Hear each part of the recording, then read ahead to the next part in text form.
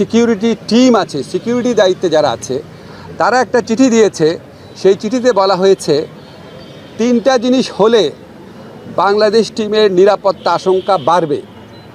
একটা হচ্ছে বাংলাদেশ টিমে যদি মুস্তাফিজ অন্তর্ভুক্ত হয়, 2 হচ্ছে বাংলাদেশ যে দলের যে সমর্থকরা আছে ওনারা যদি বাংলাদেশের জাতীয় যে জার্সি আছে, আমাদের ন্যাশনাল জার্সি আছে, এটা পরে যদি ঘোরাফেরা করে। আর 3rd হচ্ছে ইলেকশন যত এগিয়ে আসবে তত নাকি বাংলাদেশ দলের নিরাপত্তা আশঙ্কা বৃদ্ধি পাবে। তো আইসিসি সিকিউরিটি টিমের এই বক্তব্য সন্দেহাতীতভাবে প্রমাণ করেছে যে ভারতে বাংলাদেশ ক্রিকেট টিমের T20 বিশ্বকাপ খেলার কোনো রকম পরিস্থিতি নাই।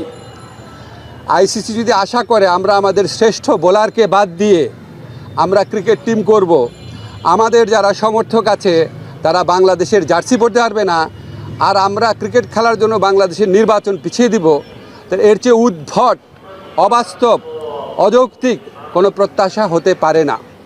আমরা মনে করি ভারতে যে উগ্র সাম্প্রদায়িক পরিস্থিতি বিরাজ করছে এবং বাংলাদেশ বিদ্বেষী যে পরিবেশ বিরাজ করছে, বিশেষ করে গত 16 মাস ধরে বাংলাদেশ বিদ্বেষী যে অব্যাহত ক্যাম্পেইন চলেছে, এটার প্রেক্ষিতে বাংলাদেশের পক্ষে ভারতে ক্রিকেট খেলা অসম্ভব ব্যাপারে পরিণত হয়েছে।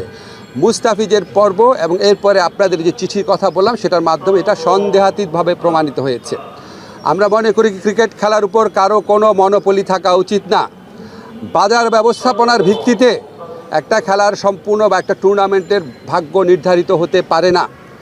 আইসিসি যদি সত্যি গ্লোবাল অর্গানাইজেশন হয়ে থাকে আর আইসিসি যদি ভারতের কথায় উঠে আর না বসে, তাহলে অবশ্যই আমাদের T20 বিশ্বকাপে খেলার সুযোগ শ্রীলঙ্কাতে দেওয়া উচিত।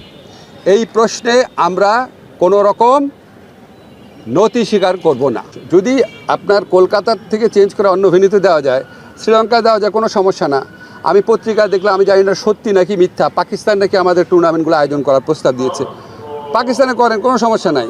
সংযুক্ত আরব আমিরাতে করেন, কোনো সমস্যা নাই। কিন্তু যেখানে আমাদের দলের একটা প্লেয়ারকে খেলার পরিবেশ নাই, এই উগ্র সাম্প্রদায়িক শক্তির কাছে মাথা নত করে ভারতের জাতীয় ক্রিকেট বোর্ড, ন্যাশনাল একটা অথরিটি, তারা যখন বলে তাকে এখানে খেলানো না হোক, এর চেয়ে বড় প্রমাণ আর কি আছে আইসিসির সামনে? বুঝলাম না। আর আইসিসি সিকিউরিটি টিমের যে চিঠি আছে, এর তো আমরা একটা সময় চিঠির কপি আপনাদেরকে দিয়ে দিব। এটা তো সন্দেহাতীতভাবে প্রমাণ করে যে আমাদের ওখানে খেলার পরিবেশ নাই, ভারতের কোনো জায়গাতে খেলার পরিবেশ।